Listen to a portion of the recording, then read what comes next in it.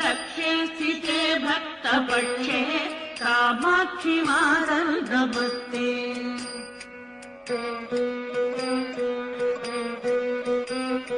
कामारि कान्ते कुमारी कालकालस्य भर्तुकरे दत्तहस्ते कामाय कामप्रदात्री कामकोटिस्य पूज्ये गिरम् देहि मह्यम् कामाक्षि मातर् नमस्ते।